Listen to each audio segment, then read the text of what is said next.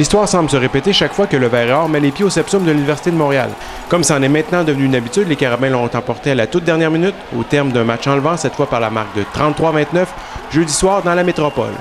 Les Sherbrookeois croyaient bien être en mesure de remporter un premier match sur la route depuis le 13 septembre 2008, eux qui ont transformé un déficit de 24-3 en avance de 27-24.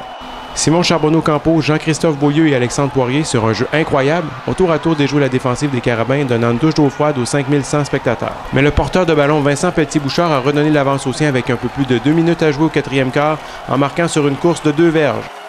Les Carabins sont une équipe bien préparée, bien coachée. Et c'est certain qu'on ne s'est pas rendu la vie facile au premier quart. On sait qu'on peut marquer des points, mais on ne peut pas en donner sur un plateau d'argent à l'adversaire, par exemple. Parce que là, sur le banc, c'était plus tranquille en première demi. Alors, on a des choses à regarder, évidemment. On a beaucoup de choses à corriger là-dedans.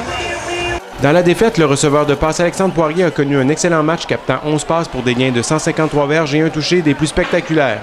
Du côté défensif, Kevin Régimbald a été le meilleur des siens avec 5 plaqués et une interception retournée sur 24 verges. Moi et Chouari, ça fait quand même 4 ans qu'on joue ensemble aussi, on se connaît bien, puis tu sais, tout ce qui est couverture, tout ça, je sais quand même quand les balles viennent à moi.